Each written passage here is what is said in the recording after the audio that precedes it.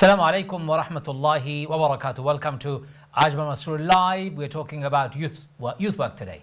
How do we develop youth work and how to ensure our youth are happy and content and not loitering the streets or alleyways, shop corners, buildings and blocks and wasting their time getting involved in all sorts of antisocial behavior. Do we have adequate services within our mosques, our centers, our community spaces to keep our youth out of street? Do we have sufficient provisions for our youths? That's the question we're asking today. If you are a youth and you want to take part in this conversation, please give us a call. Give us your experience of how you feel as a youth. Do you feel included, excluded? Do you think your services are adequate? Do you think there is even a service? And if you are a parent and you're wondering, what should I do with my children? Have you ever asked your local mosque why they don't have youth services in those mosques? Why is the mosque empty 90% of the time? 5 daily prayers takes no more than an hour. 23 hours, do the jinns play in the mosque space? Or do the kids have any access to that space? That's a question, right? You may not like what I'm asking, but surely as parents you have that right. And are you worried about it? And if you are, want to share your thoughts and your stories, give us a call. We're here. I've got 3 guests, alhamdulillah, who have joined me. I've been joined by NAHIMUL Islam. He is director of Wapping Youth Football Club. Wapping Youth Football Club was formed in February 2013 by a group of young adults who wanted to provide something different for the next generation of promising footballers. Very good. The club works with professional football clubs in an attempt to bridge the gap between grassroots and professional football teams. Very good. Welcome and to our program, Nahimul Islam. Thank you for having me. Are you a good footballer yourself? I'd like to think I am. Can't say I'm not. We'll have to test you out later. We have also been joined by KHOYRUL SHAHEED, who is a community activist. No, not a direct youth work as such, but as a community worker, he gets to understand and see a lot of these things from first hand. He has been working with in the internet faith world for a long time, and he has also worked for, or still works for, Human Relief Foundation. Assalamu alaikum and welcome. Wa alaikum assalam wa rahmatullah. Thank you for coming. SHAHIN Ahmed is the CEO of Sunnah Trust. Sunnah Trust is a grassroots organization established in February 2016 whose sole focus is to empower young people towards a brighter future. Assalamu alaikum and welcome. Looking very presentable. The rest of us haven't even made an effort. Well done. Thank you very much for that. You do put us to shame. But let's start with you, SHAHIN. Directly at the forefront of providing youth service or youth activities. I was attending one of your programs recently. I saw a lot of young people who you had gathered. You were you're doing all sorts of activities with them, which is wonderful. Tell me what's happening nationally. Is this a is there a good picture or is it a bleak picture? I think we looking at Sunnah Trust, we done a survey, and that survey was just in Tower Hamlets. Okay. Locally, I feel as though, alhamdulillah, we're doing a lot of good stuff. There's a local masjids, a lot of youth services. However, nationally, I feel as though more needs to be done. I've got relatives up in Ipswich, just in Suffolk, and they were telling me, look, we need youth services. Their masjids are here, but there's nothing there for the young people. So I feel nationally there needs to be more done, definitely. But alhamdulillah, I think there are opportunities out there. It's just trying to find the right avenues. Okay. And over to you, Nahimul Islam. You've been doing football, which is almost direct activities with the kids, right? Do you find that attractive for the kids? Do they love it? I think, do you know what, it's a mixture of both. You know, we started off as a football organisation, but we've slowly diversified into delivering different sports. Now, we started targeting a niche group of young people. These are the young people who love football. We managed to attract 300-400 young people across, every single month. But we realised that football isn't for everyone. And whilst the football teams and clubs are growing across the country, which is amazing to see, we are forgetting the other kids who don't like football. And that's why over the last few years, we've diversified our service to deliver our youth provision sport. And now we're engaging nearly 1,000 kids on a weekly basis. So it's amazing what other organisations are doing, but how many of us are diversifying activities to literally and be inclusive of every single young person? And that's the question that I answer to today.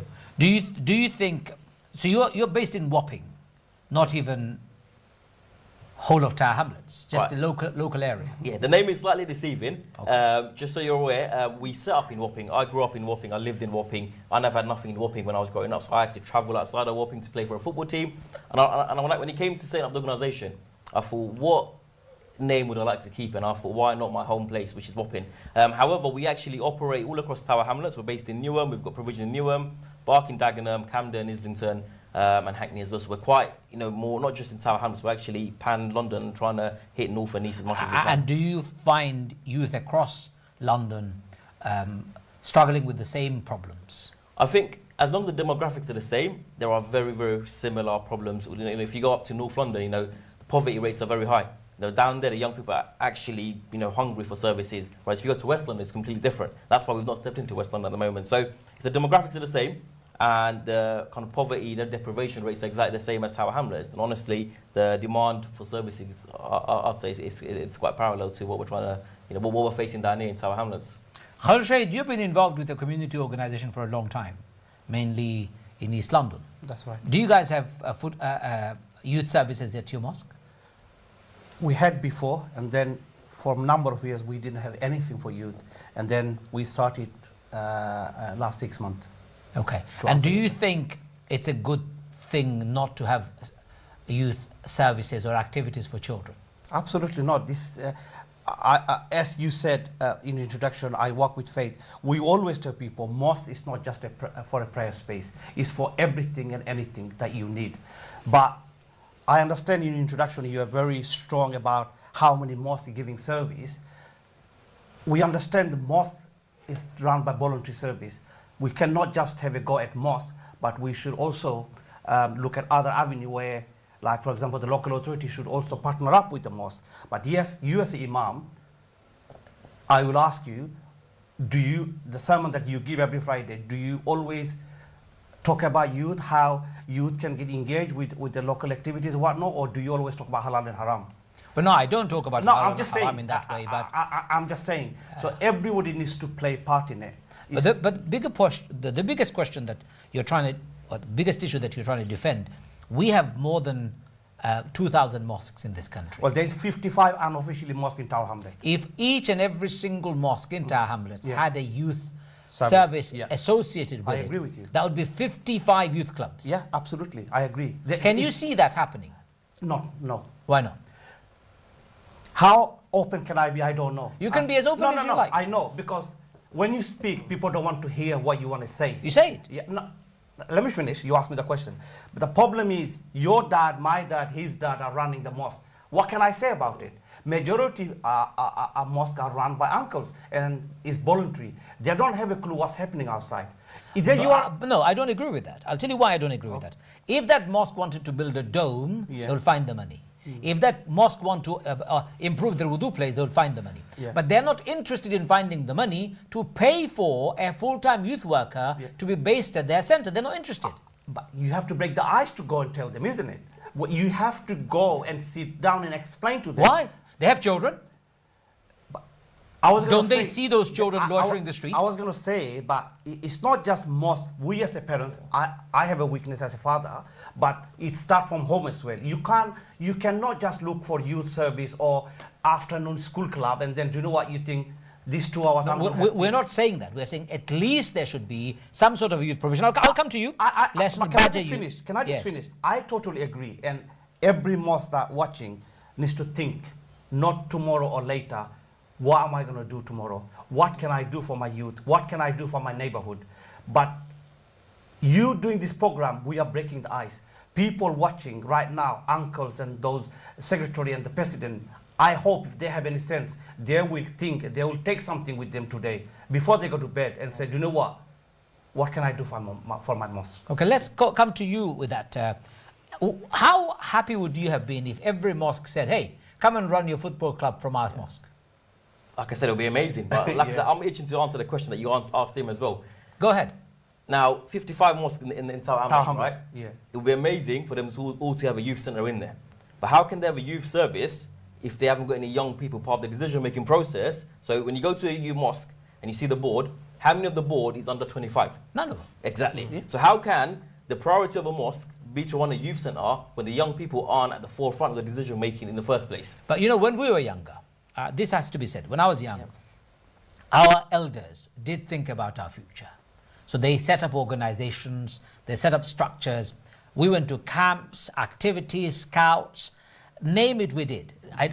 Subhanallah, how many things I've done in my life because of what our elders thought. I am seeing a terrible regression going backwards. Our mosques now are more closed than the mosques where we went when we were younger. But why is that? Why is that? And the reason I think that is because the time to pass the baton over has not been done. Our elders, I think I'm the same generation where I experienced all the benefits, right? But when our elders, their time came to pass the baton on to our generation, that baton wasn't passed. They held on to it because they felt like this is theirs. Their property. Right, this is their property, this is their mosque. They don't want to pass it on. And because that baton has not been passed on, we can't take the baton off them and now decide what needs to be done. Maybe you should. Maybe you should. I remember I went to a mosque once and a group of young people said this to me. I said, why don't you do a coup? They said, what do you mean? I said, do a coup and take over. Literally 3 months later, I've received a phone call saying, we've just done a coup, can you come over now? What do you mean I need to come over? They said, we've taken over. We're all young people, we've got rid of all the elders. Come and tell us what to do. You know, it is important that you realize, and I am talking to our audience out there, if our mosques are empty for 23 hours of the day, or even 20 hours of the day, that's a huge chunk of the time the mosques are empty. Why not use them for youth facilities? I don't understand. Over to you, Shahin, how would you be feeling? I know you had to hire space in different locations to run your program. If you had access to every single mosque in every single part of your borough, you would be delighted, right? Definitely, definitely. Subhanallah, we're very fortunate, and I feel sometimes, subhanallah, working along with some of our non-Muslim colleagues, they make some of the access more easier. So for example, we've taken some of our kids to Bloomberg TV. They're very accepting to show the kids like the career side.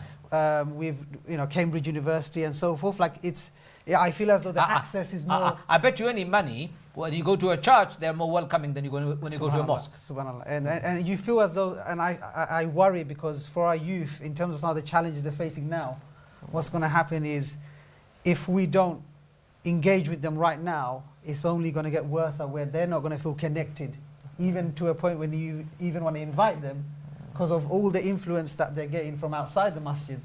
So I feel as though that the time is, like it should have been before, but it's never too late. We need to, as the masjid committee, the trustees, try and work effectively. Like all the masjids, they know their community the best. So try and think of who are the leaders. And I agree with Ajmal, but if we had actual dedicated youth workers and we paid them good money, not just come in for a part-time on a Sunday, for 2 hours, but we actually invest. Because I feel as though, even as parents, I wonder, sometimes we feel the masjid is just to learn Quran.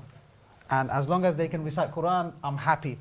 But I feel as though the masjid has a bigger role. And looking at the Sunnah of Prophet in Medina, the masjid was the place to go.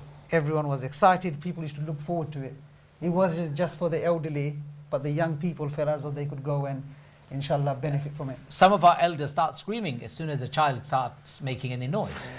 Go away, get out, stop talking. I remember the saying of the Prophet when a man came with a boy, and the boy was very restricted and not moving. Prophet ﷺ said, is this boy sick? The man said, no, Prophet of Allah, I told him not to move around, it's the mosque of Allah. Prophet ﷺ said, why are you imprisoning him? Let him go. And the boy was so happy to run around. Prophet's mosque wasn't that big, but he was still finding that space. So something is definitely not working in our community, and for which we see the outcome. And the outcome is that our youths are borrowing spaces in churches, in housing association buildings, in community halls, while our mosques are empty. This can't be allowed for longer. This can't be allowed any longer. We should not have mosque space empty, and we should not have the older generation holding on to it as if it's their father's property. We can't have that anymore. We need to allow our youth to take those mosques so that they can utilize it for the betterment of their own future and, of course, younger generation. KHOYRUL Shahid, you wanted to say something, I know. I was going to say, I think it's unfair the way you are directing towards our uncle. I'm not defending them, but it's not easy as well, because he's got a full-time job, I have a full-time job. If I'm asked to go volunteer Friday, sorry uncle, I can't come because That's one thing you have to bear in mind. But let me tell you are a very educated person. You travel a lot. Do you know No, can I a finish? large number of churches Yeah. have youth services? They're run by uncles. No, can I, let me make the point. Once Nelson Mandela said, education is the best weapon. Yeah, within our community, education is lacking. Education. If you don't, as I said, if you don't break the ice, is the uncle that running the mosque, what they do after the mosque, they go to the market and they talk and they go home and they come to mosque, is kind of out of touch. They don't know what's happening until they see 10 o'clock news in Bangla or they read.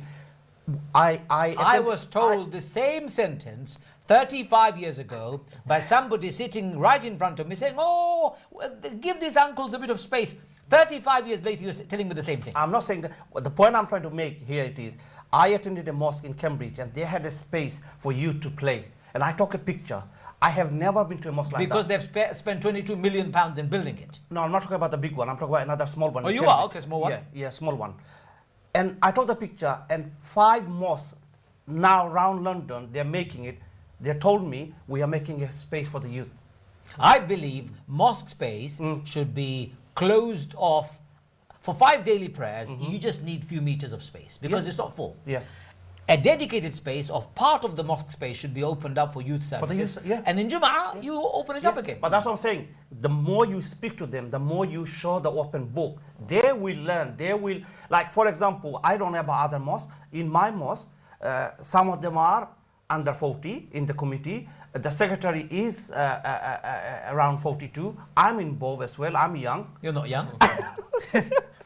We're talking about 25 years old. I'm just saying. So I will say, show like this will benefit the community. Show like this will some kind of hint come in the community. Do you know what? Time for us to move on. Time for us to hand over. Time for us to bring an imam even who can speak to the audience. Majority of the imam cannot even address the audience. Never mind you having a youth service.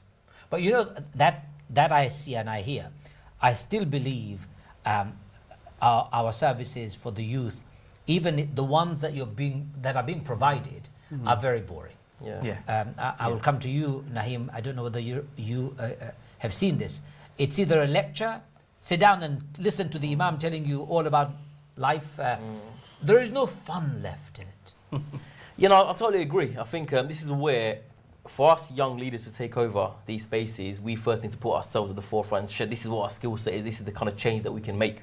And I think that's not happening. At the same time, whoever is put in power in the position of actually carrying out this youth work, they need to be held accountable. And I feel like as a community, I'm moving away from the mosques, because we don't really work with the mosques as much, but how are we actually holding people to account? You know, there are councillors, there are politicians who have organisations themselves, right? But when the youth service was getting cut, why did no one step up? And this is the problem where there's almost like an environment, a lifestyle or a trend of basically following politics. Right, now if you stand for something, you have a youth organisation, youth service is getting cut, I want to know first, I'm from Tower Hamlets, right? I see the youth service. Budget got cut a few £1 million, but not one councillor who always advocates about young people stood up to kind of stop that. So this is where, how are we holding these people to account? Why is the youth service getting slashed? And if the youth service was there probably be more contracts for the mosques to probably apply for. And I agree as well, mosques haven't got the funds. All right, so if they haven't got the funds, how do they operate? But again, is the local authority helping? Are the funds available? Is the GLA helping? That's what we got to ask ourselves. What are we doing to campaign or be an activist or actually go out and really try to pull the funds in? Going back to your question, what we try and do is, with one of the programs we run at Sunnah Trust called Servitude. So we try and encourage the young people that, look, to become leaders, you need to serve. Leaders not just people who are in a position where they just order people. So we try and engage the young learners through the trips that we do to Stubbers, to Kingswood Residential. So we try and make it engaging. So when we have the 13 to 16-year-olds coming, they think, subhanAllah, I'm learning all these skills, communication, confidence, conflict. But what we try and do is we try and refer back to the Seerah, Nabi Sallam, of how did he demonstrate effective communication. When it came to conflict, what happened. So what they're trying to image is, subhanAllah, this has happened 1400 years ago, and now I'm actually living the life of trying to, come across these challenges. And I would assume, like sometimes in the masjid, a young person, because I teach in a school myself, in a secondary school, these young people, they find it difficult to sit on a chair for an hour, or even for half an hour. They need to be engaged. They need to be learning in a different way, visual learning. Not because I think lecturing is sometimes difficult for some of our learners. So I feel we have to, and subhanAllah, I feel disappointed. Like we're in the year 2022 and we're still saying that our masjids are not open for these youth services because there's so many young people. I think we've got around about 5 million, 6 million young people in the UK. Tower Hamlets has one of the highest proportions of young people. Yet, where are they if they're not, if we're not taking care of them, they're going somewhere else. And Muslim majority, Muslim communities majority are below the age of 25, 30 even. And therefore, we have mosques providing services for a small minority of the minorities. Our community organizations serving only a small minority of people. Young people are left to themselves. And then we wonder, why are these young people getting involved in drugs, crime, criminal activities, gang, knife crime, selling drugs, all sorts. So, ladies and gentlemen, we're talking about our youth. We're talking about providing youth services for our communities. We're talking about developing our youth.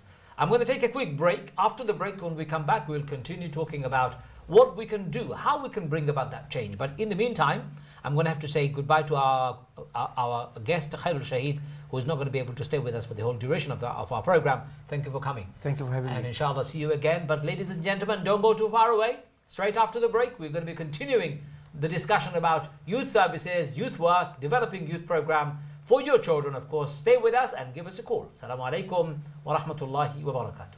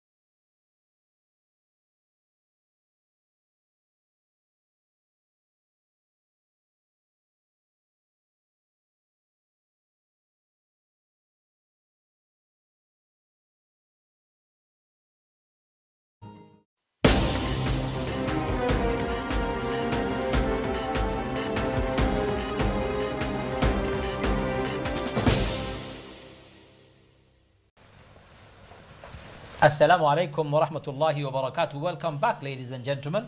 Ajmal Masroor live. We're discussing youth work, developing youth programs for our communities, our children, our future. How many of you are actually worried and concerned that there are not enough out there for our children? Our children go to the mosque because we drag them there, we almost force them, we try and take them, they go and they never come back because they find it boring. Our community space isn't adequate to provide youth services. Our youth service is cut. As soon as government brings about any cuts, the first place that they raid is youth services. Why? Why do they keep on raiding the youth services? And why do the elected members, councillors, who are in the powerful position, elected by our votes, decide to cut youth services? And why are they not held accountable? All these questions, of course, I know you're asking and you're thinking. If you want to raise a question, if you want to talk to our guests, you are welcome to give us a call. They're here to answer your questions or hear your stories, share your thoughts. Feel free, give us a call. We would love to hear from you. Let's go on to talking about how do we develop a better program of services for our youth. Shahin, how do you develop a better program? What kind of program should we do and what steps should we take? I feel first we need to, as a community, find out where our key strengths are in terms of from a local demographic point of view. Ensure that people are qualified, skilled, and then working in partnership. I think that's really key and important because at times as an organisation we feel as though when we've kind of reached certain individuals or organisations it was quite difficult because everyone had their own similar vision. But I feel as though when it comes to the young people we should have that one vision because at the end of the day, subhanAllah, in the next 10 years, 20 years, these are the young people who are going to be leading the community. Yes. And if they don't feel as though they're part of the vision in terms of right now, then there's going to be a lot more challenges because I feel as at the moment we need more services which work together. So kind of collaborate and kind of sit together and say to ourselves, you know, get our imams together, get our local councillors, get our youth workers, and sit down and try and have a plan. Even though every organisation may have different objectives and vision, it's more about what can I give? What can I give back to the young people to support them to develop as young individuals? Because a lot of them, you know, subhanAllah, they're going through the school system. They're being educated in, you know, state schools and so forth. And from a parent's perspective, sometimes again, like we feel, as long as they're going to madrasa, that's fine. If my child is fine, then I don't really need to worry. But I feel as though even our parents who are watching today, all of us need to collectively, because even if we're looking at the knife crime, in just our hamlets and just in London, every year it's going up. The problems with the drugs and mental health and so forth. But I feel as though we need to act rather than react. Because a lot of times when things bad happen, everyone's like, if only so and so happened. But I feel as though individually we all need to ask a question is, what am I doing? And then trying to find organizations that are already doing the work. Even if you're a busy person, if you can financially support someone, if you can speak to someone, networking, whatever skills people have to try and say to themselves, okay, can I do something more? What about you? What do you suggest? How do we go about developing youth programs and youth services for our children? Yeah, but I think like the brother touched on already, first thing, consultation. Speak to our young people. How many of us think we know what young people want? Although we might be slightly young, but the next generation into different things. I was into sport playing up, next generation into coding and computer gaming. So at all times, we've got to consult every single group of our young people. Now, the next thing for me is partnership work. I think this is what we got to ask, because there's so many organizations out there. I've never come across yourself, you've never come across me. How can we get organizations that are doing amazing work come together onto one platform and actually work together? If we put our resources together, what we can achieve is honestly probably out of this world. And another thing that I always say to, I did a lot of leadership training, and I say to everyone that I tutor, and I say to them, what is a great leader? Everyone always says someone with a lot of followers. But what I always say is a great leader is someone that can create other great leaders. Yeah. And if we can do that, creates a ripple effect, and the baton we pass on later on, but these young people then grow up to be social activists, social community, they have their own social enterprises, and they just start making that difference. Another thing I also say is how many of us involve our parents, our community, our members, our next door neighbours even. So what we've done at Wapping Football Club, right, the last 3-4 years, we set up a senior management board, we set up a trustee board, we set up a like a phase management board. And what we've done is we propose it to the parents. The parents that bring their kids over to our services, right? Some of them are wealth officers, some of them are safeguarding officers, some of them work in the council, some of them are an accountant. And what we've done is we've got those individuals to come and support us and do our accounts for us, our welfare for us, our safeguarding for us. So again, it's about opening yourself up to the community, see what everyone's got to offer, and bring them on board and bring the expertise on board to actually make that difference. And I think that's the key thing here. Bring every single person on board. So creating a bigger stakeholder network. Exactly. And consulting. Let's take some calls. Hello, salamu alaikum, caller. Hello, salamu alaikum. Walaikum assalam wa rahmatullahi wa barakatuh. Jazakallah khair. No problem. What is your name, sir, and what would you like to say? Well, I would like to contribute something towards your nice, important program. Go ahead. I'm an experienced person. I am a senior citizen. I have lived in England for 50 odd years, and I've always tried to keep a bridge between youth and old. What happens is we have a triangular communication problem between ourselves as Muslim, as human being, and as British. So that's the three things we need to address. The first thing is we need good mothers so we could have good children. And to have good mothers, we need to educate our female members of society first how to be a good mother. Because nowadays we are not getting good mothers, and that's why we are not getting good children. But do you not think that's also the responsibility of fathers? It's not just... It is. That's where I'm coming next. Okay. That's where I'm coming next, because you mentioned that you yourself, because of your good father... Hello, are you there? I am there, but Yeah. I couldn't hear what you said in between. I didn't say anything. Carry on. Because of my good father, what happened? Because of your good fathers, you were given opportunity to go and do lots of good things and learn a good thing. Okay, that's very true. Yes. But So what's happening is our fathers nowadays, or the male members of our communities now, especially the Muslim one, especially the one who are in England as immigrants, their main priority, they think, is to make some money so they can have some peace and happiness. That's what they have lacked in their homeland. And this is what they're driving them to just go and earn their money, and they are not investing on their akhirah or their children or their future by giving their children quality time. well, So they're not what's- investing in the akhirah. Forget about the akhirah. They're not even investing for anything in this dunya. They're too busy earning money for themselves, and the children are That's falling what by I the said. wayside. There is a context to it, because what's happening is because they have immigrated to a place where they now know they can earn a good money by working hard. So that's why they are investing. All their time in that. Okay, Yes, thank that's you. what that's Thank you very much for that good point that you've raised. Good mothers and good fathers are needed for bringing up good children for the future. Very good point. Next caller. Hello, salamu alaikum. Salamu alaikum. Walaikum assalam wa rahmatullahi wa barakatuh, akhi. What would you like to say?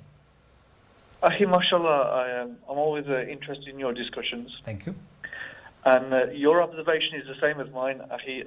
I think when we were younger, there used to be less Islamic institutions, personalities, and even broadcasters. But there seemed to be a lot of community feeling, as children growing up. We knew our uncles, our aunts, our grandparents were. And, it seemed like our forefathers and foremothers, they had less knowledge, but they had more substance with Islam. Nowadays, it seems like, even our organizations, some of the mosques, their focus is too much on the appearance rather than the substance. And a lot of the services that we are finding, and it's not just for the brothers, I've been arguing about this for years, but it's for, even children with disabilities and those families.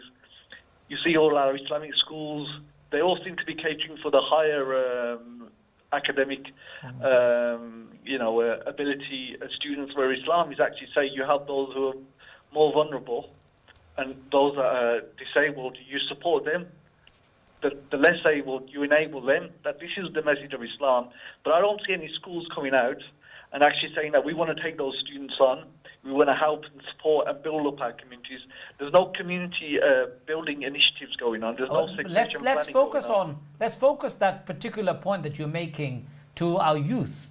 There are lots of buildings, there are lots of organizations providing lots and lots of things for wider communities perhaps, but younger people don't have enough provisions in any of those spaces. Are you still there? I'm still here. I thought you were going to ask your guests. Yeah, no, I'm asking you. Do you think that younger people are getting enough provisions even within the spaces that we have? No, I don't think they're being intellectually stimulated, because a lot of the services are just being duplicated.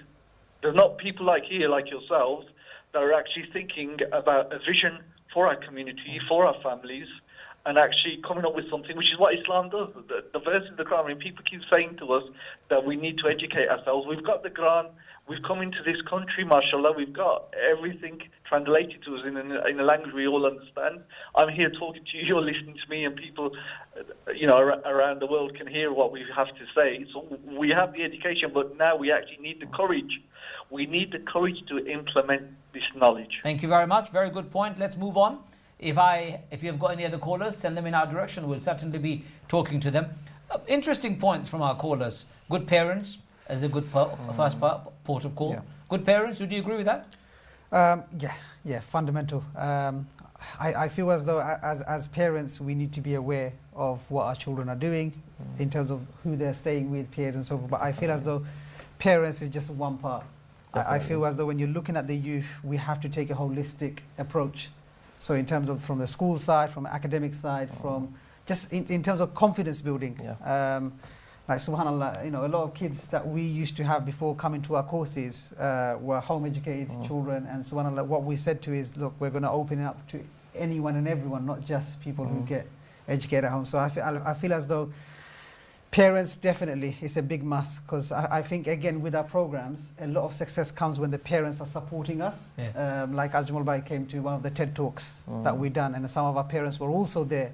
And it just shows that when the children see that the parents are supporting them and they're with them on their journey, that connection is definitely very important. And I also feel, I can understand, everyone's circumstances is different. But as a parent, you have to ask yourself, can I cut down my hours? Can I maybe work 4 days a week? And if that's okay for me, is it going to help me spend that extra time with my child? Because one of the legacies that we leave behind once we die in terms of the rewards afterwards is a righteous child, someone that can make dua for us. And subhanAllah, I think it's a beautiful opportunity for the parents to really, and I think starting from a very young age, I think sometimes as parents we feel, it's fine now, they're still young, and when they're in secondary school and college, I'll try and give them the advice, but from a young age, I think we need to be ensuring that we're there, and you become a mentor, a friend, a teacher, and guide them from there. What about you, Shahin? Sorry, Nahim, what would you like? I totally agree in terms of parenting, but I was also going to say what the second caller said, education and actually us being aware. I'll tell you my story. Growing up, I was 17 when I set up the football club. I didn't know how to say it. I didn't know the compliance, the legal stuff, how to go on company's house. There's no one around me to teach me.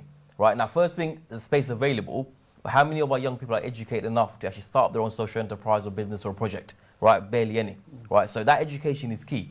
Because I remember I spent 6-7 months Googling stuff to find out the answer. I took a risk, did it myself, and somehow managed to set up a company. And that's how Wapping FC was formed at the age of 17. So I put myself in the same shoes as every other young person right now. How many of them educate? School doesn't teach you how to set up a social enterprise or a social project. They don't teach you how to register a company.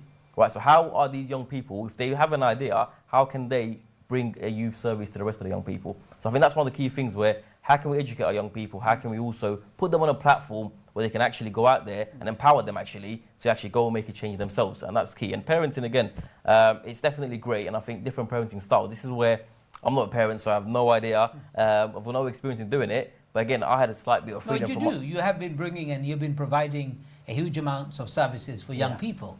And that is invaluable, Definitely. more than anyone else have done. We may have parents, but they may not know how to teach a child how to play football. Taking a child to a football and kicking the ball around doesn't make them any better. It's good pastime. Ladies and gentlemen, do you have any questions or do you have any views that you want to share? Give us a call. We've got a few minutes left. We're talking about how do we provide our young people with services that are adequate. So here is what I'm going to say, and I'm going to say this again and again. Mosques need to change. Every mosque needs to have a sports hall that is got high ceiling and kids should be able to play football inside. Of course, if it's a big mosque. If it's a small one, I understand you can't. Then allow a room to be made available for young kids to come and play, hang around, put a screen on which they can have computer games, the halal ones, put some indoor activities, give them games to play. The kids just want a warm, safe space, and parents want the same. If that's not possible, and you've got a prayer hall, give part of your prayer hall that is not being used. Take it back, of course, on Jum'ah day, make it multi-use. So that's one thing we can do immediately. And an example was given earlier on. There are 54 mosques in Tower Hamlets alone. In London, there are more than 500 mosques across London. If all mosques were to start a youth club, don't need a space for it, just a youth club. You can meet in your friend's garden. You would have 500 youth clubs run by Muslims for everybody in London alone. What is it that is stopping us from creating youth clubs? Oh, we don't have the money. Stop giving me excuses. You have plenty of money to waste in excessive food. Just look at your weekly shopping bill. Ladies and gentlemen, I don't want you to stop eating. I want you to eat well, but I want you to support some services. So some suggestions here. Start opening up our mosques to our youth so that youth can come and have activities. I know you guys support that idea, but it's not going to happen overnight. Do you have a mosque near you, where you live? Yeah, well, I've got a pretty good one actually. So I think my doors are open. So and do they have a youth centre there? Not at the moment, but they do partnership work with us. We've actually, over the summer, we did a football tournament joint project with them. So we had all the mosque people, and not just the Muslims, but the non-Muslims, all come together for a tournament that we hosted on behalf of the mosque. So that was, again, we had about over 100 people sign up. Which mosque do you go to? Wapping Nurani Masjid. Okay, so you need to push them to start a youth club. Indeed. Okay, you're local, you're running a football club nearby, you got to push them to start a youth club. Definitely. It's essential. My local mosque is Palmer's Green Mosque. We have a youth club. Yep. Every second Friday, kids meet, my children go, they enjoy it, and it's a good day, and they also do other activities. So something that you need to do. Which mosque are you close to? Seven Kings. So alhamdulillah. Do they have a youth club? They have a youth service for the only issue I have is for the boys. Yeah. So the girls miss out. And I Why is it only for the boys? It's one of like no idea. It's so on a Friday evening. These boys don't have mums? Sisters? They do. But on a Friday evening, the boys come here, they play their PS4, they play the computer games, they get a bit of dars on the Seerah and the Quran and so forth. But the issue I have is all the girls. And I feel across the country, sometimes I think I think one of the brothers who called over, he mentioned about the disability, people, young people who have disability. I feel as though another group that's kind of neglected within our society are the young sisters. Yes. Definitely. I feel as though sometimes, even, subhanAllah, certain masjids, when it comes to even prayer, salah, it's only for the men. And the women, sometimes they get only a small... A room cupboard. A room cupboard, a small section. So what are we teaching them? If we're saying that the mothers are the most important for the child, and the child sees that mum's only getting a small room, and the whole masjid is there for all the men, and the girls are thinking, I'm a 14-year-old, and to go into the masjid, there's no services for me. I'm not going to go. I'm not going to go. Yeah, of course. So it's those barriers that, inshallah, we can work more towards. This is one thing that we have done very well in our local mosque in Palmer's Green.